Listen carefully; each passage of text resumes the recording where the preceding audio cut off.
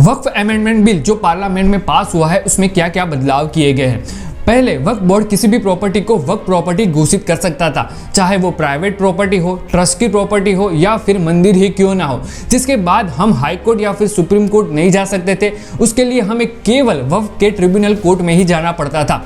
लेकिन बदलाव के बाद वक्फ किसी भी प्रॉपर्टी को अगर वक्फ प्रॉपर्टी घोषित करता है तो उस पर जांच होगी और अगर वक्फ बोर्ड उस पर सबूत नहीं दे पाया तो उस प्रॉपर्टी को वक्फ प्रॉपर्टी घोषित नहीं किया जाएगा। अगर कोई प्रॉपर्टी वक्फ घोषित हो गई तो उसके खिलाफ 90 दिन के अंदर हम हाई कोर्ट जा सकते हैं। दूसरा बदलाव यह है कि जिन लोगों ने धर्म परिवर्तन करके इस्लाम को अपनाया है वे 5 साल तक अपनी जमीन को वक्फ बोर्ड को डोनेट नहीं कर सकते। ऐसा इसलिए कि पहले सब लालच और डर के कारण धर्म परिवर्तन करके अपनी प्रॉपर्टीज को वक्फ में डोनेट कर देते थे। अब ऐसा नहीं होगा।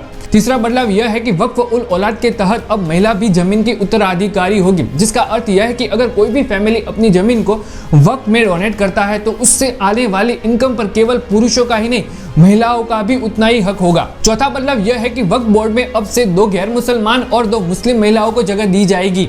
उसके अलावा वक्फ बोर्ड में नियुक्त किए गए सांसद और जज का भी मुस्लिम होना जरूरी नहीं है। इसका मतलब कि वक्फ बोर्ड भी अब से सेक्युलर है। पांचवा बदलाव यह है कि वक्फ बोर्ड को अपनी सभी प्रॉपर्टी का डेटा ऑनलाइन पोर्टल पर अपलोड करना होगा, जिससे वक्फ बोर्ड अपनी प्रॉपर्टी को सरकार से छुपा नहीं सकती है। जिसके अंदर वक्फ बोर्ड को प्रॉपर्टी किसने डोनेट की है, कहां से आई है और उससे वक्फ बोर्ड को कितनी इनकम होती है, वे सभी डेटा को ऑनलाइन पोर्टल पर अपलोड करना होगा। तो वक्फ बोर्ड में किए गए इस बदलाव पर आप क्या विचारते हो वे कमेंट करके जरूर बताइएगा।